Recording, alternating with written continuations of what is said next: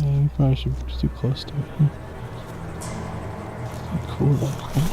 Just go.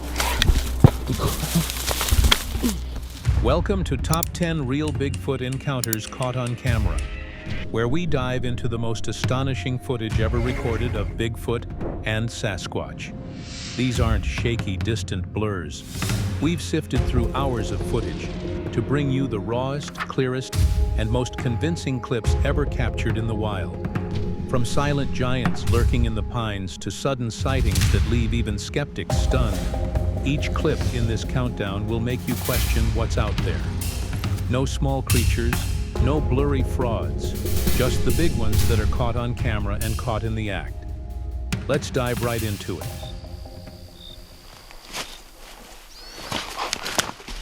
Give me the camera. In a video that has both cryptid pros and believers talking, YouTube user BeardCard may have stumbled upon one of the most chilling Bigfoot sightings ever caught on camera. The place of capture? Provo Canyon, Utah, near Squaw Peak and Little Rock Canyon Overlook. The couple behind the video had gone camping and were initially busy filming deer grazing peacefully on a hillside. But what they captured, taking cover just beyond the trees, was something entirely different. The footage starts like any other normal setting.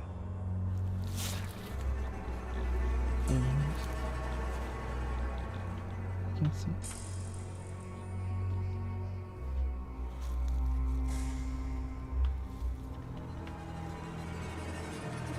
In the beginning, we see a beautiful mountain slope covered in autumn colors. But if you look just close enough, behind the trees in the front, a dark, unmoving figure is barely visible. It looks like a black blob or shadow at first glance. The camera keeps rolling as they quickly zoom closer for a better look at what they consider a deer. Yeah, you probably should be too close to it. Just go. The situation takes a chilling turn. The black mass suddenly rises, standing up on two legs. The person behind the camera freezes for a moment, stunned, and then quickly the feeling subsides and panic takes over. They bolt, dropping the camera slightly as the image shakes violently during their sprint back to the car. In the background, they are thinking if that really was a bear, but the way the creature stood upright and started moving makes that highly questionable. Unlike typical bear encounters, this figure showed no awkward movement or four-legged behavior. It stood tall, motionless, and seemed to assess them. There's a strange calm to how it rises, almost like it's been watching them the whole time.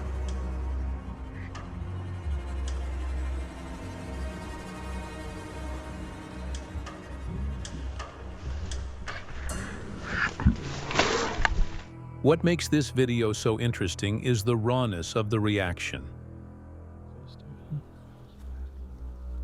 Cool. Just go. There's no dramatic music, no scripted commentary, only pure adrenaline.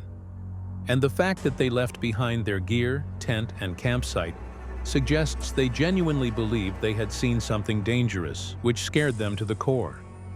In the days since the upload, some viewers claim it's just a bear. Others point out how the creature's shoulders and body language are unlike any bear in that region.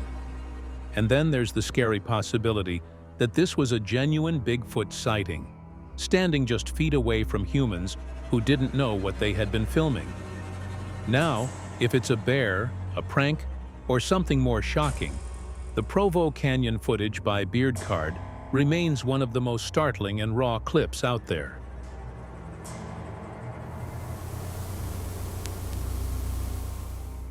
In June of 2001, a youth group on a backpacking trip in Northern California's Marble Mountains captured what many believe is one of the most compelling and longest Bigfoot sightings ever filmed. Uploaded by Jim Mills, leader of the Campus Life youth group, the footage was never intended to be viral content. It was simply meant to record their trip. But what began as a casual hike turned into a bone-chilling encounter that has supported the Bigfoot debate for over 2 decades. The group had initially found a suspiciously built structure, a weird shelter hidden among the trees, constructed from massive snapped branches and layered brush. Up there on the center thing, because she's gone. That. Gone. And as we look inside, we find out that something. Brad's getting eaten alive. Brad, let me climb out for a minute. Let me get a look into this thing. Oh. Let me walk around it a little bit. First of all, some kind of creature has taken and piled tons and tons of leaves and branches. Jim narrates his way through the forest, highlighting claw marks, crushed greenery, and disturbing signs of something living in the makeshift hideout. The shelter was too large and made by such strength to be considered a normal animal hideout. It looked like something or someone had been staying here. As the group continues exploring the ridge above the camp, the footage takes a sudden shift from curious to spooky. Walking down. Oh my word. Bigfoot's walking down right now. Oh! I'll get back to camp. We see something moving on the hill above. In the distance, a tall, dark figure is seen moving down the hillside, appearing just above 3 patches of snow. The creature paces between 2 trees and momentarily pauses to turn toward the group.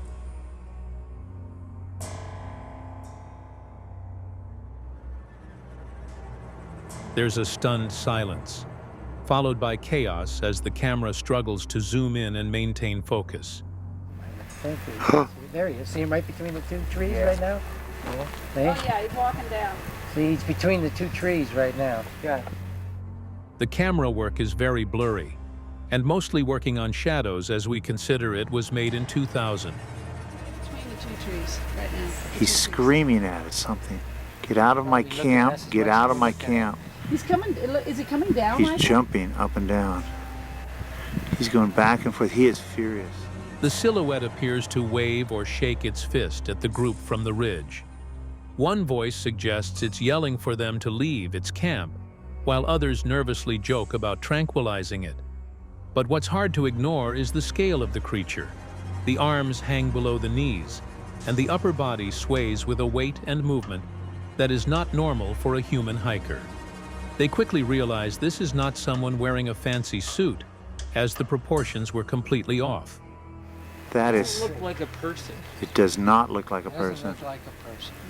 Its arms are way too big. Look at how long the hands hang down to the. How can you see yeah, from they're down to his knees at least. The video ends with a sobering calm.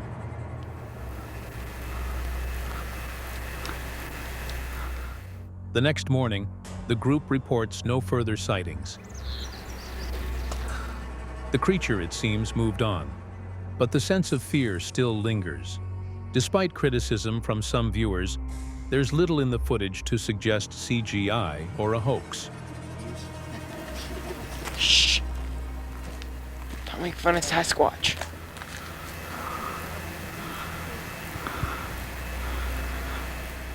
The terrain is real, the fear in the voices is authentic, and the figure's distance and scale add weight to its mystery. Whether it's a genuine Sasquatch or a case of misidentification, this remains one of the longest and most detailed Bigfoot interactions ever captured on tape. Imagine being in the middle of nowhere, Dry Fork, a remote area of wilderness tucked deep in America's heartland. No traffic, no towns, just tall trees. Dry Fork. We were here about 6 weeks ago in the Red Cloud area. We found a couple of bedding spots that looked like some large. Miles of silence, and a sky so dark that it makes you feel like it is trying to keep secrets. But to the Red Cloud team, that silence was anything but peaceful. They weren't hikers, they weren't campers.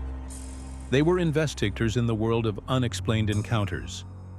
On this trip, it wasn't ghosts or UFOs they were chasing. It was something far more dangerous. You know, you got to be out there looking for Bigfoot in almost all conditions, I believe. And it was extremely cold last night. Bigfoot. It began like most of their expeditions, silent and calm. A bit too quiet. Cameras rolled, flashlights swept the underbrush, and radios came to life with check-ins. But the deeper they went into Dry Fork, the more the woods changed. The energy, the pressure, the pure weight of the place. Something was off. Then, the howls began. Could have been, could have been. Sure sounded like one.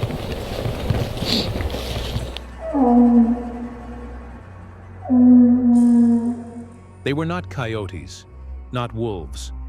These were deep, guttural, and loud enough to shake the trees. Each one sent a fresh jolt of fear through the crew member's spine. It wasn't just the sound, it was the feeling behind it. As if something massive was telling them not to come closer. And then, something moved. I know there's a lot of guys out there that would film that and say that's a suspect Bigfoot activity, but I'm going to go out on a limb and say Caught in the camera's low-light feed was a figure, tall, broad, and fast. Too fast. It ducked behind a tree just as the cameraman spun around. Nothing. Just thick bushes and pitch black beyond the limit of their lights. But the forest wasn't done. because that root system has to get a certain size before it starts sending up the really good shoots. And asparagus is so long-lived. Rocks began to fall near the group. Not natural, not gravity. Thrown, purposefully, from the trees. Remember when we went up there and I found those ones last year? I cooked all those ones up and they were excellent. Well, I know that those morels smell really good. The crew froze in shock. You can hear it in their voices. Half adrenaline, half fear. Someone observed that this seemed like they were being hunted. No one could be heard laughing it off. That's when one of the investigators caught it with night vision. That's awesome. Oh my gosh. He was going to town on this tree. Wow. A towering shadow, partially blocked by a bush, standing still. Watching. Not running away or trying to hide. Watching. If we find anything on those cameras, like I said before, we will show them at the end of this video. Keep on watching. We're going to keep on squatting. Do you see that? Someone asked, breathless. The camera zoomed in on a grainy but unmistakable image. A broad shape, shoulders are too broad, and glowing eyes reflecting the infrared. It wasn't blinking. The team moved away slowly, respectfully. On it and see a Bigfoot. Chances are by the time I get my camera up and zoomed in, so I might as well be hunting with it on the other end of the camera. No one wanted to run, in fear that it might start following or hunting them. You don't run from a predator, especially not one that's been here long before we showed up. We're gonna do a night investigation, and then tomorrow we're gonna hike in and pick up our game cameras. The rest of the night, quiet, dead quiet, too quiet. And that's what scared them most. Back at camp, the team reviewed the video, each clip darker than the last, and each one raising more questions than answers. See it? Yep. Multicolored. You got grays and browns going from gray. What had followed them? What had stalked them through Dry Fork? And more importantly, was it still out there waiting for them? One thing's for sure, they went looking for answers and instead found something far more real than a myth. These are old. Way old. But they're big. This video was shared by the Rocky Mountain Squatch YouTube channel, shared by someone named Kenneth. The morning was calm, too calm. At the end of the video, I was walking through camp early morning when I felt like someone or something was watching me up on the ridge.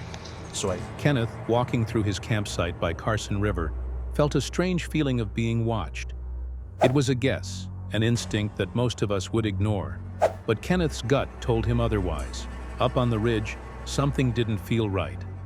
So he zoomed up in there with his cell phone video, obviously, and so he pulled out his cell phone, zoomed in on the area, and began recording. Little did he know, he was about to capture something extraordinary.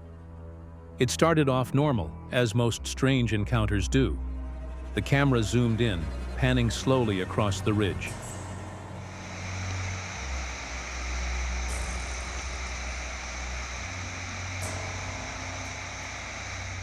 At the far edge of the frame, something moved.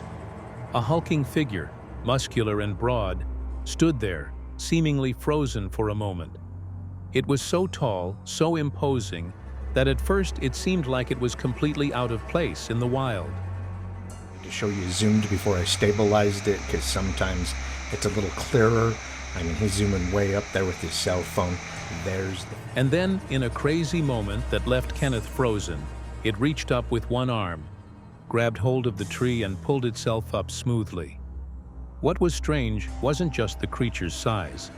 It was how fluidly it moved. Football player-sized person with all their pads and everything on and hoist themselves up into a tree. All right, I'm gonna play it. Despite its size, the figure hoisted itself up the tree like it had done it 1,000 times before. Impossible for a human or any known creatures. Kenneth's daughter, who had been reviewing the footage later, was the first to spot it. Show you the zoomed-in clip. And then after the zoomed-in clip, I will stabilize the zoomed-in clip. I just wanted... Initially, Kenneth had missed it. But once she pointed it out, Kenneth realized the gravity of what he had captured. The footage was grainy, but the figure was undeniable. Was this a person? A huge one, maybe, but the way it moved didn't match anything human. Was it Bigfoot? Could it be? No one was certain, but the video was beyond anything normal.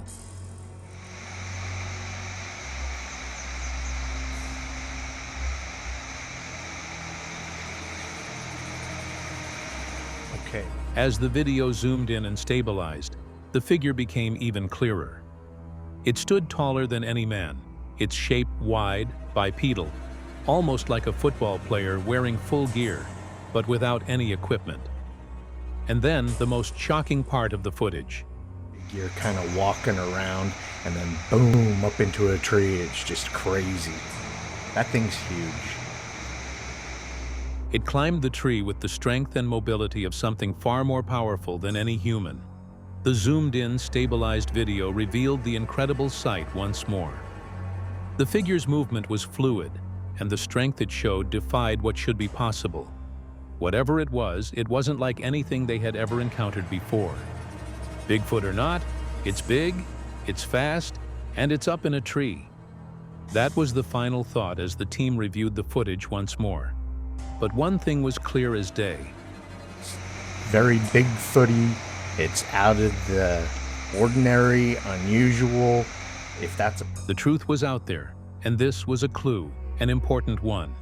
Kenneth had captured something that, no matter the answer, no one could ignore. More time. Amazing footage. Hope you guys enjoyed. Thank you for sending this in to us, Kenneth. The video begins with a disturbing discovery deep in the wild as two hunters, camped miles from civilization, came upon a basic shelter constructed entirely of broken limbs and branches.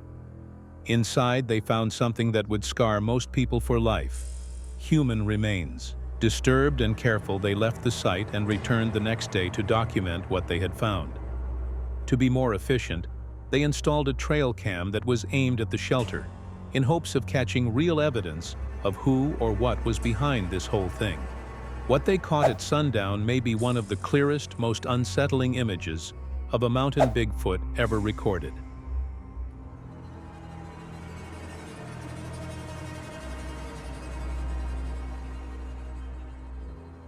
The video starts as we see trees being violently shaken by something very powerful that appears to be trying to break them from their roots. The camera captures only the swaying branches and subtle movement between the trunks.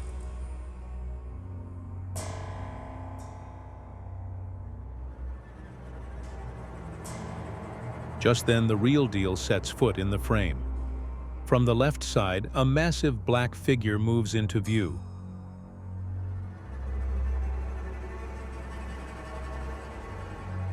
It's tall, very much taller than a human, and covered in dark, matted hair. The first thing you notice is the scale: broad shoulders, long arms, and a disproportionately large head with features that almost look too surreal to be real.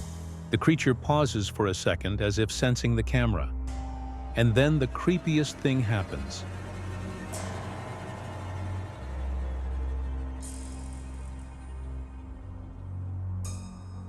The beast stares directly at the camera. Standing still, eyes fixed toward the camera, it seems aware of being watched. The way it does not flinch or shy away seems to be more intelligent than an animal, but for sure nothing like a human. The way the creature holds its posture and locks eyes with the lens has led many viewers to believe this wasn't just a chance encounter. Was it tracking the camera, or was it aware of being followed? As it eventually turns and walks off camera, its body language suggests intelligence, not instinct. The steps are very calm, calculated, and slow, like it is familiar with the area.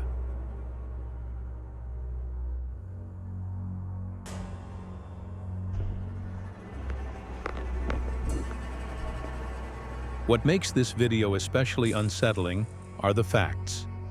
The presence of human remains, the remote setting, the deliberate construction of a shelter, and the bold, unhidden appearance of the beast. Unlike blurry blobs or distant shadows, this is close, clear, and undeniable.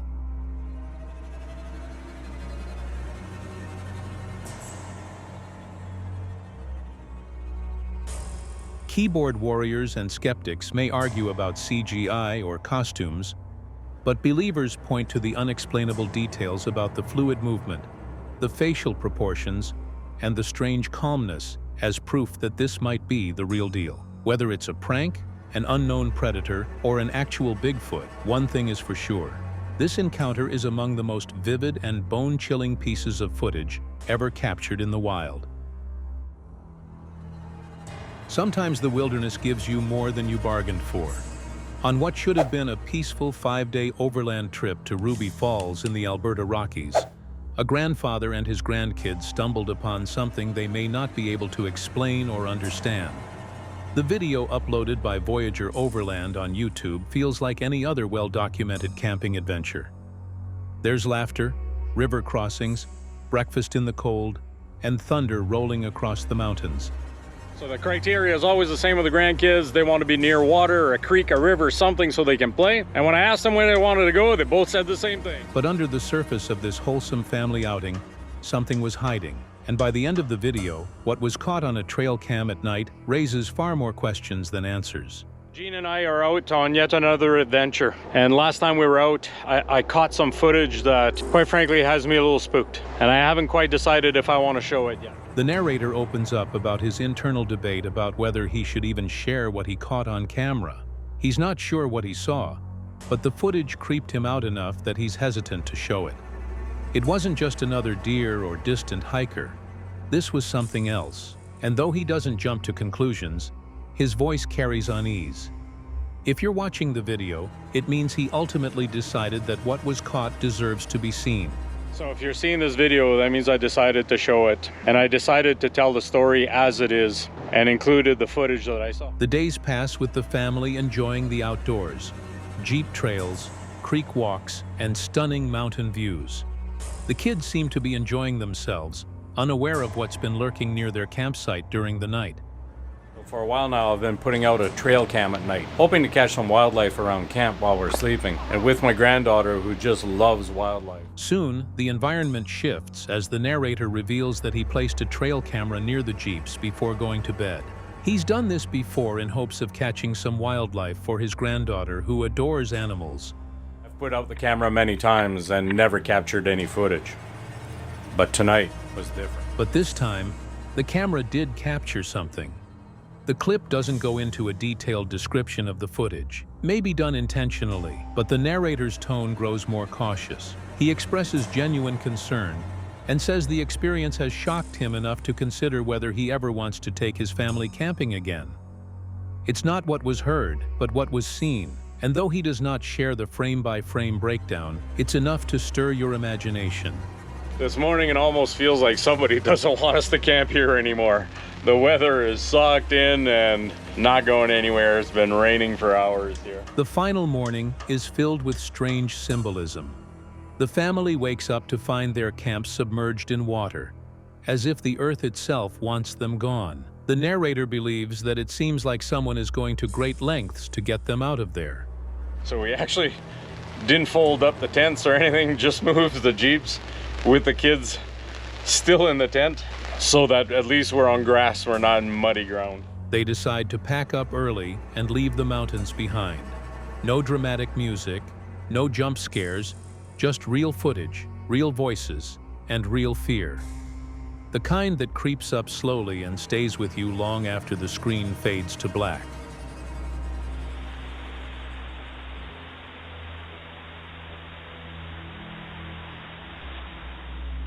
What did they capture in the Alberta Rockies? You decide. In this fascinating encounter, the video uploaded by the Rocky Mountain Sasquatch channel documents an astonishing sighting of a Sasquatch on the Blackfeet Reservation in Montana, recorded by a resident. The video begins with a recount of the incident from the perspective of the individual who witnessed the event. I seen a Bigfoot about 2 years ago on the Blackfeet Reservation in Montana. Tried getting a video, but it wouldn't focus. But we did get a few pictures. It was end of August 2 years ago. I can't remember the date. It was towards the evening time.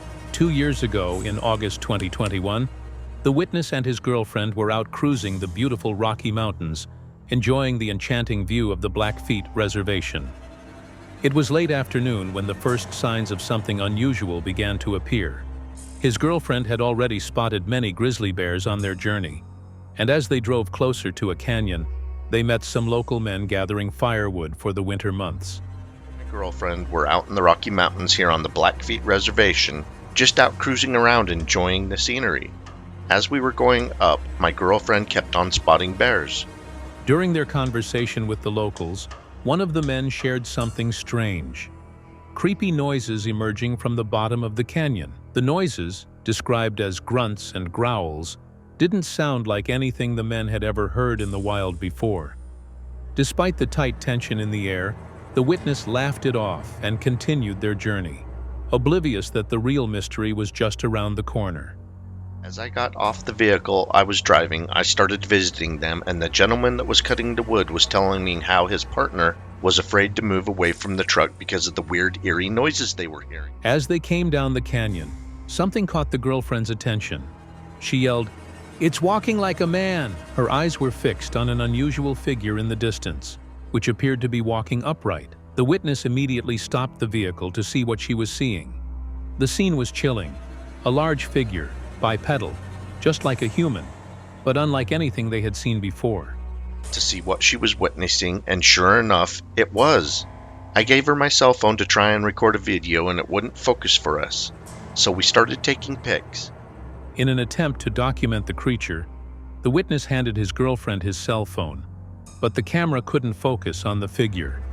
They still managed to take several pictures. The images tell a powerful story, and the witness reflects on how the elders of the community had passed down tales of such creatures being spotted in the area. But until that moment, he had never believed it himself. The video from this sighting adds to the rich history of Sasquatch encounters in the area. While there's still no solid evidence to identify what was seen that day, the images and testimonies have continued to pique interest in the mysterious creatures said to roam the Blackfeet Reservation. I have lived there and traveled that area over and over. I have never witnessed it until now. When a member of the Expedition Bigfoot team, Russell, and his cameraman disappeared for over a day, the rest of the crew feared something terrible had happened. But what they didn't expect was what Russell brought back the footage. Not blurry shapes or distant shadows, but a full-body bipedal figure, walking upright, caught on camera deep in the Pacific Northwest wilderness. The video begins as the reunited team gathers around to discuss. Russell, who seems still in shock but energized, as he wants to show the others what he found. I think I see something moving down here. Okay, you see that little bald spot on the ground?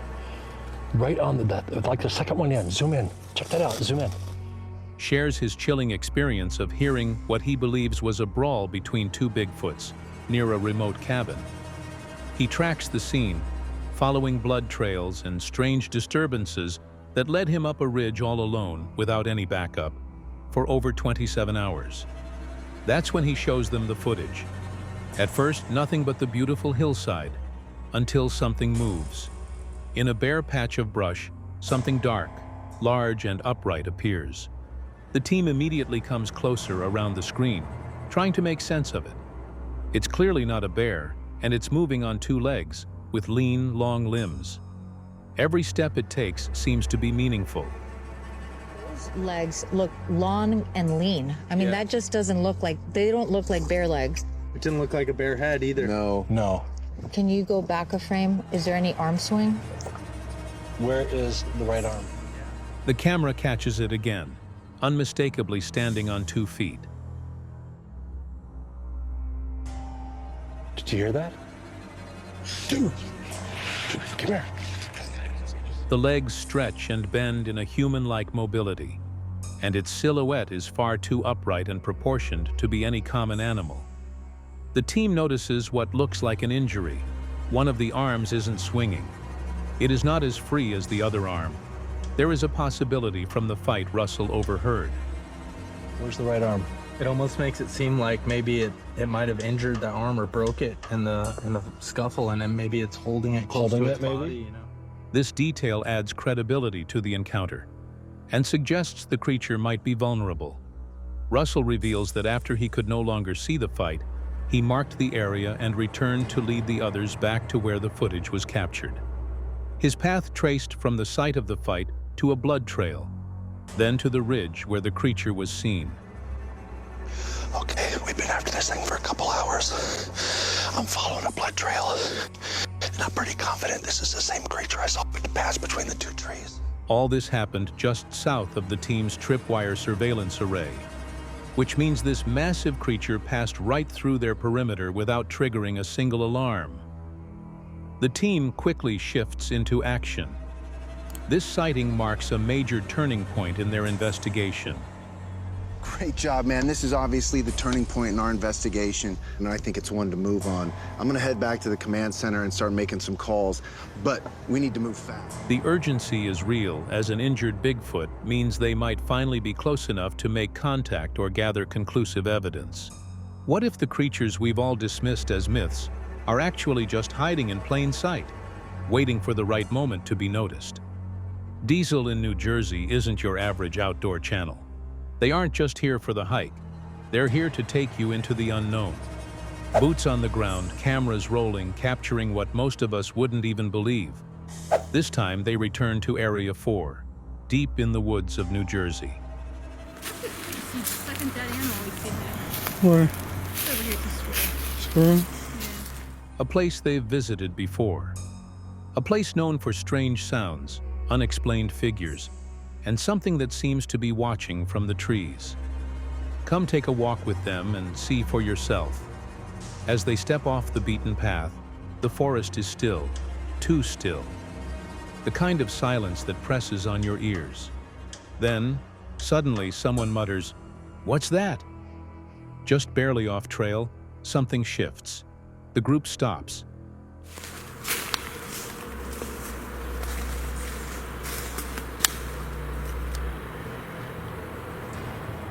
Eyes scan the brush, but the answer comes back too quickly. It's a log. Maybe, maybe not. The shape blended too easily into the environment, suspiciously still, like something frozen in mid-motion. Watch for yourself. A blue balloon over here. Watch this line. See, like blue balloon. Tension breaks for a moment when someone calls out, "I think I see that animal we seen here." Whatever they saw wasn't a squirrel, but the reference shifts quickly. First squirrel, then, "I see a blue balloon." A child's party decoration out here in the middle of nowhere? Odd, but it's not the first time they've seen it. "The weird thing I visit every time I come here," someone remarks. A spot known to hold on to strangeness like a magnet. Then things get weirder. A squirrel leaps toward the camera, landing near someone's face. Jarring, random, almost symbolic. But it's dismissed as coincidence. Still, the moment shakes the mood. Nature's being chaotic. Or maybe it's being used as a distraction. Another group member casually says, "Look at that axe." Spray rubber, my face. Ugh. It's on my glasses. I get it. Don't touch the lenses. But it's not just any axe. It's placed, not dropped, like it's been used or displayed. Right then, something shifts in the camera's focus. Watch for yourself. Between two trees, wedged into the bark, is a large shape. It's massive, brown, and doesn't move a muscle. Not wind-blown, not vibrating like the leaves around it. A brown, hairy giant. Almost part of the tree, almost carved from it. But the outline is too defined. Shoulders too wide. The camera lingers, unsure. Is this the moment? Is this a Sasquatch? Or a Yeti? Watch that poop. Big ass axe. What stands out isn't just the shape, but the stillness. It's too still. Whatever it is, it's watching or hiding. And Diesel in New Jersey's team knows they've seen something not quite right. They don't scream, they don't run, they observe, they study. That's what makes their footage matter. They return to this area time and again because it gives them something.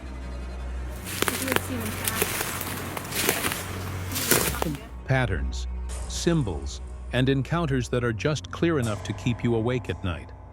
Watch for yourself.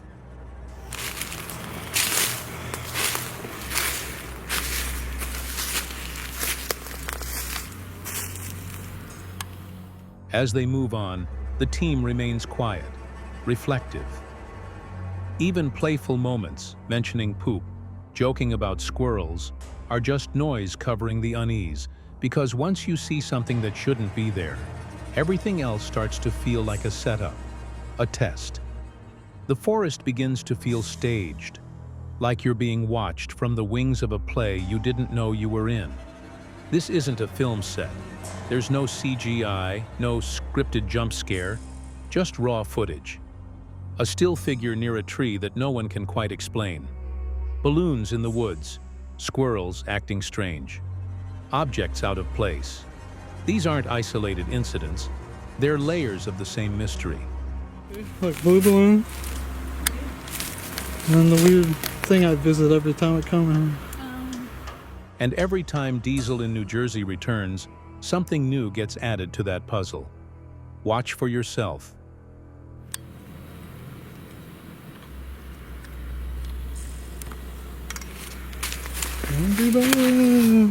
Not every video ends with a scream or a chase.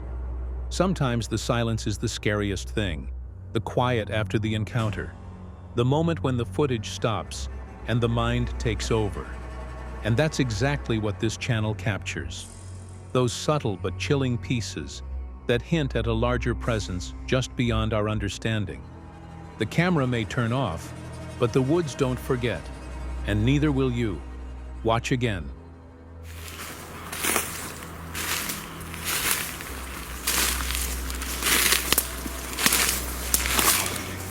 See what you missed the first time.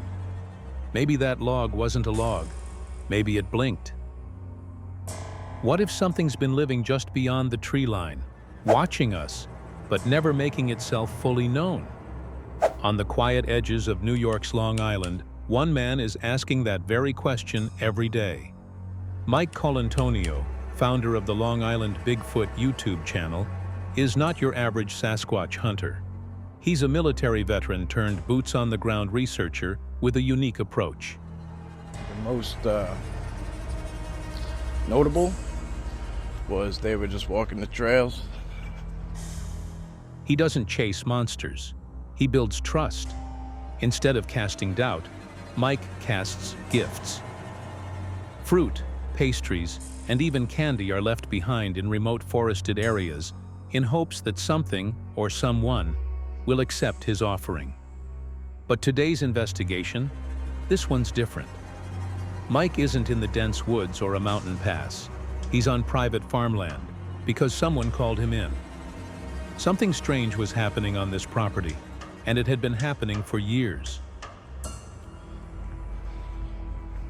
There was a tree, or they thought was a tree, right? Like a big tree that was just... Watch for yourself as Mike begins surveying the farm perimeter and captures a strange structure deep in the tree line.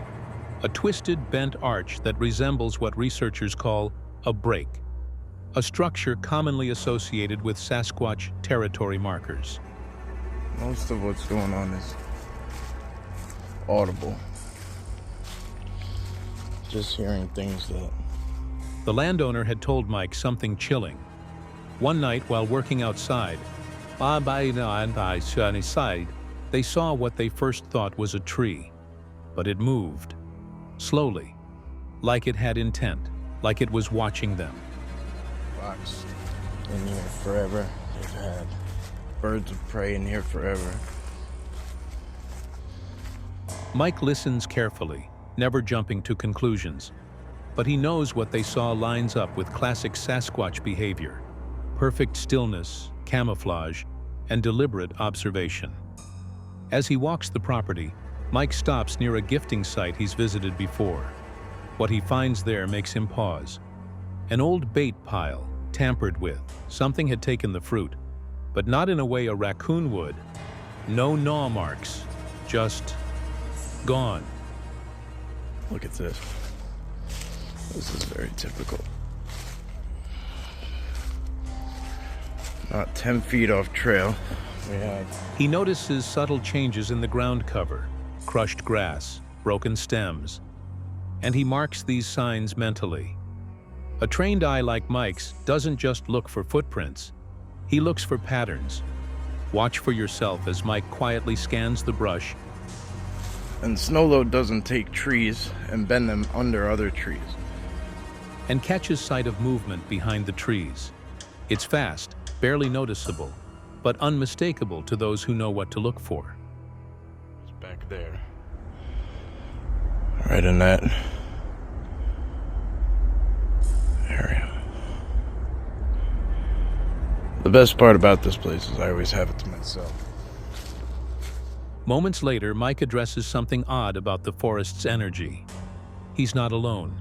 There's a distinct, almost emotional pressure. If you've followed his channel, you know he talks about this often, what he calls the quiet presence. That would be like the tree right there, right? That they described, but it was darker. They said it was like a... Suddenly, he stops. There's a structure near the base of a tree. 3 large limbs woven together like a low tent, not naturally fallen, placed. Mike kneels, examines it. This isn't wind damage, it's intentional. The type of formation seen time and again in Bigfoot hotspots. He documents everything but touches nothing. Then comes the audio. We've seen that with the dogmen too. If I can find that photo, I'll drop it in here. Off camera, the dogs from the nearby farm begin to bark, but not at Mike. Their attention is somewhere else, deeper into the woods. And then, a thud. Watch for yourself as Mike captures a distant knock. One, then a second, like wood striking wood. It echoes just enough to seem deliberate, as if answering the dogs. This is one of the most commonly reported Sasquatch behaviors, tree knocking. I remember I was standing in this general area, looking up that way, and there's a ridge that goes up and over, and there was a... Later in the video, Mike references something unusual, the possibility of a dogman. It's a cryptid many researchers hesitate to even mention, but he doesn't mock the idea. Big orb. Confused me for a minute, to be honest with you. He reflects on the shape described by the landowner, a tall, upright figure with a more angular face. Could this land be home to more than one mystery? Mike doesn't try to convince the viewer. He lets the evidence breathe. Actually, there's a game trail right there.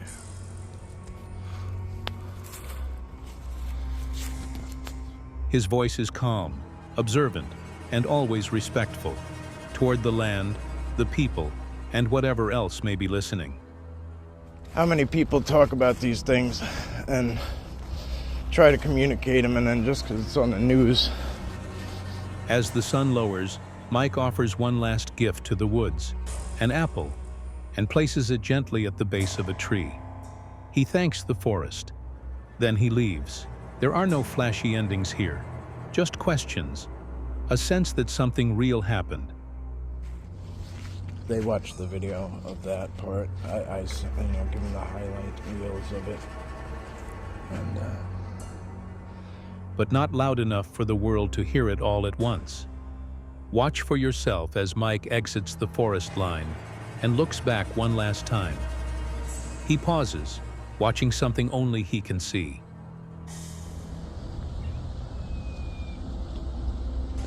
For those seeking real, respectful Sasquatch research grounded in experience and quiet observation, Long Island, Bigfoot offers something rare, a voice of calm in a field filled with noise. There's stuff whistling over here. That might be a bird, but back that way there's something mimicking. So on this side there was like... Could this farm be a meeting point between two worlds? What else might be roaming the edges of our known reality? Unseen, but not absent. We're gonna have to come back here a few times because I forgot how good this spot is in the winter. In the vast, untamed wilderness of Montana, where towering pines stretch toward storm-filled skies and the land seems untouched by time, there's one YouTube channel that's been peeling back the layers of the unknown, World Bigfoot Central. Hosted by Sasquatch investigator Duke Sullivan, this channel doesn't deal in stories, it deals in evidence. But here's the real question.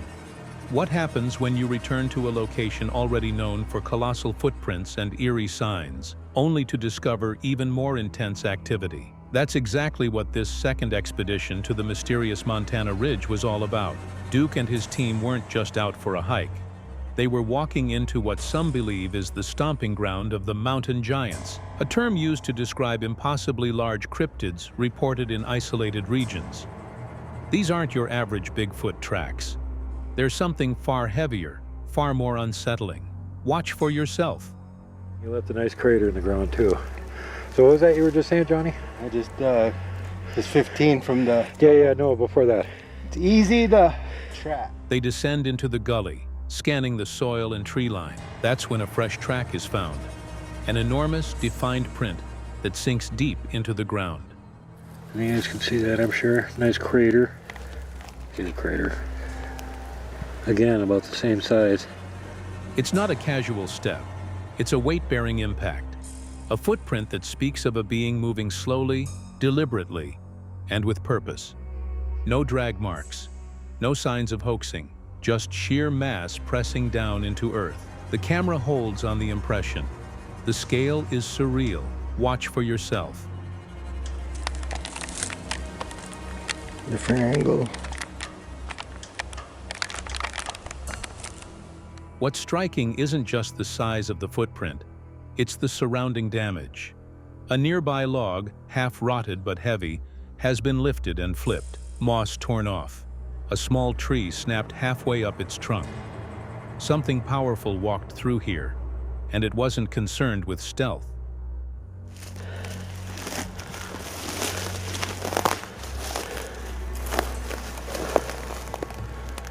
The team marks the spot, and Duke points out the distance between strides.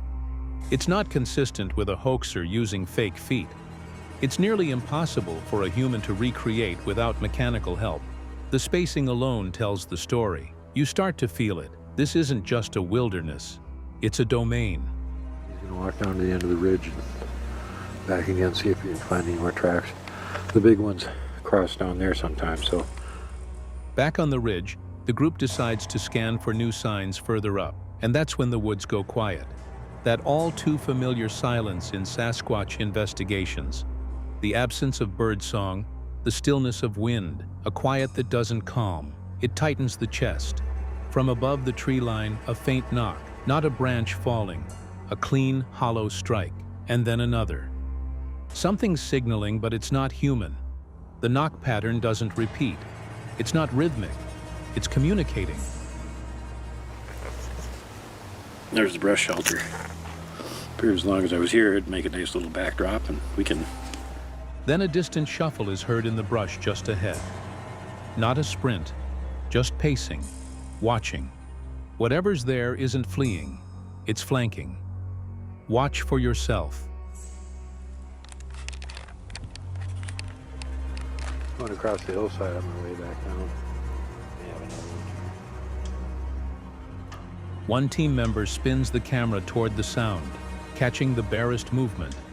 A silhouette parting the trees for just a second. A dark mass blends with the timber. No fur details, no eye shine, just scale, height, bulk. And then it's gone. They don't chase. They hold position, respecting the line. This isn't about confrontation. It's about coexistence. That's what sets Duke's investigations apart. No dramatics, no overreach. Just honest fieldwork, boots in the mud, documenting what most people choose to ignore. I ran a majority of time covered an area about 65 miles north into the foothills of Arkansas's Ouachita Mountains. With the exception of a few mom-and-pop businesses, everything was rural routes and back roads. Later in the video, Duke recounts the origin of one of his longtime collaborators, known for tracking the Fook monster in Arkansas. The connection between that southern cryptid case and the Montana Ridge might seem far-fetched, until you realize both share the same patterns. Massive prints, deep woods intimidation, tree structures, and non-aggressive observation. As if these beings are simply monitoring us as much as we're trying to find them. In both places, the deeper message seems the same. You are not alone out here. So the question remains, what are these mountain giants? Ancient primates surviving off the grid? Interdimensional entities as some theories suggest? Or simply a side of nature we've refused to accept? World Bigfoot Central doesn't claim to have all the answers, but it's giving us the pieces. You just have to look. If you've ever felt watched while hiking remote trails, maybe you were. Watch for yourself. This looks like the kids. Local kids, maybe.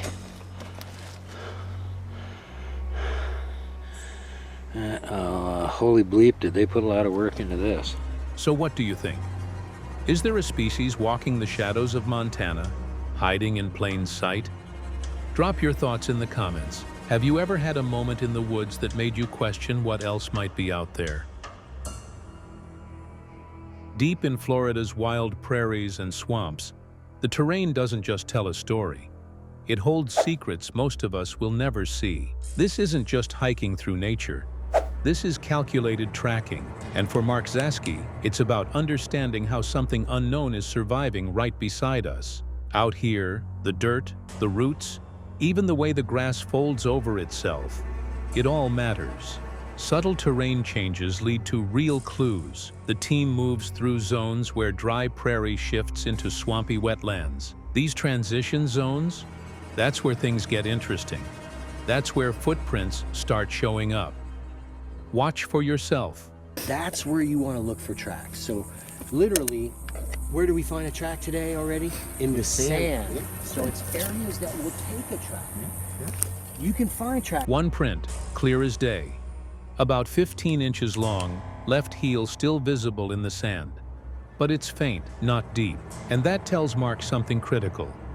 This is a 15.5 to 16 inch Bigfoot track, but it's very subtle because the ground is in a spongy. This creature isn't putting all its weight down. It's navigating carefully, probably on 2 feet, and doing its best not to be noticed. The trail shows movement along the tree line, through open prairie and into the dense vegetation. You can't chase Bigfoot. You have to read the ground, the environment, and see how it's being used. You can then, if you do a big enough area, slide under it like a blanket. And that's what the creatures are doing in these situations where you see them on the ground, you can't see their body. In one spot, tall grass mats over itself like a natural blanket. Mark lifts the whole section like a lid. It's heavy, rooted, but under it is a smooth surface. Something had been sliding beneath it, crawling under the thick vegetation without disturbing the top layer. That's not natural. Something is using this as cover. Watch for yourself. When he stepped there, it was probably a little deeper, but it's resettled like memory foam. Okay, yeah. That's where you get in some of these spots where you start seeing this grass. Then it happens. A figure moves in the distance, just behind a cluster of palmettos. There's no sound, just a blur, tall and dark. They're going to make people seem like they're crazy. They're going to try to cover it up, but mark my words, this park will produce, on the outskirts, many incidents. Mark doesn't flinch. He's seen it before, and the evidence tells him what most people still doubt. These creatures are here, and they know exactly how to remain unseen.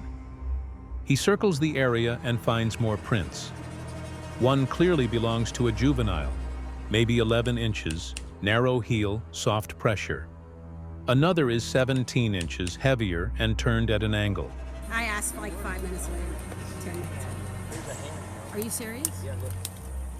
Big, wide. Yep, this is a big, wide. They're traveling together, a group. This isn't a lone creature. It's a pattern. These impressions aren't random. They're moving between food sources and cover, avoiding open space when they can.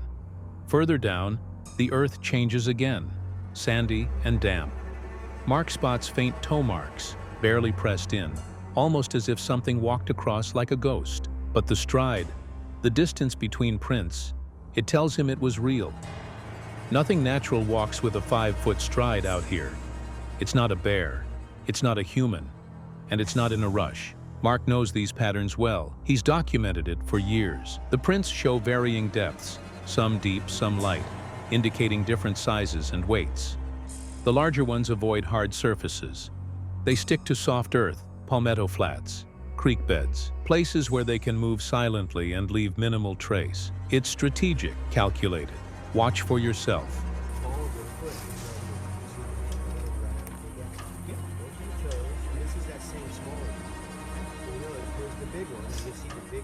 When the team returns later, parts of the trail are freshly disturbed, grass matted differently. Some sticks moved, not enough to scream creature, but enough to say, something large came through here, and it watched us come and go. That presence is always just outside the camera's reach, but always felt. Watch for yourself.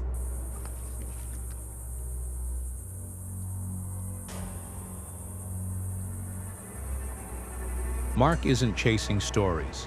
He's chasing patterns, footprints, habitat destruction, feeding behavior. These aren't guesses. They're documented changes in an ecosystem. Each step deeper into the swamp brings more evidence, but with it, more questions. How many are there? How close are they watching? And just how much do they know about us? What if alien life wasn't something locked away in a government vault or hidden in distant galaxies, but quietly revealing itself in the woods of Pennsylvania? That's the question at the center of one YouTube channel that documents it all. The channel is called Deb's Local PA Alien and Dimensional Research. And unlike viral creators or loud personalities, Deb's isn't here to entertain. She's here to observe, to record, and to question. She walks into the woods alone, nearly every day, camera in hand, trying to understand what's happening in these small patches of forest. Her videos don't rely on dramatics, they rely on presence. It starts with the sounds. The moment she steps out of her car, you hear it, a shift in tone. The Mad Hatter. Oops, I'm forgetting the street now. Hello. The birds go quiet. The static in the air thickens. In one video, she barely sets foot outside before she spots movement just off the trail. Something short and fast, ducking behind a tree before the camera can catch it. Watch for yourself as Debs notices something near the brush line, before the day's investigation even begins. I'm like, oh my God, are you kidding me? What is that? There's no announcement, no build-up. She quietly says, "There's something over there," and moves in closer. That's the rhythm of her work. Calm, deliberate, focused. What she's seeing or sensing never stays long.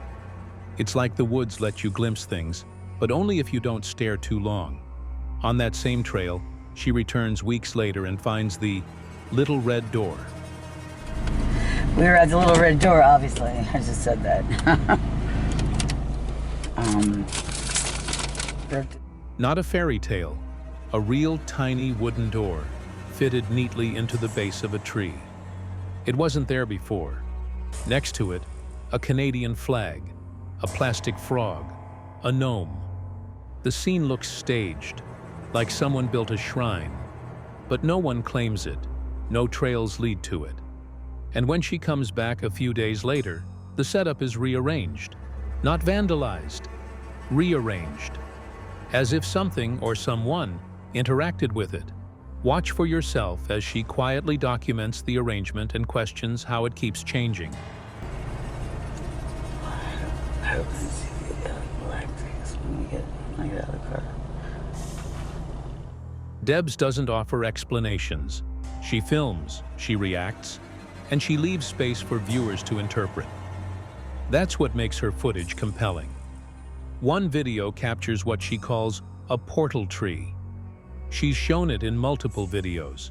Its trunk twisted in a strange way, spiraling in toward itself like it's folding inward. The leaves around it shimmer slightly when the sun hits a certain angle. But it's not light distortion. It's different, and near that same tree, she hears something whispering.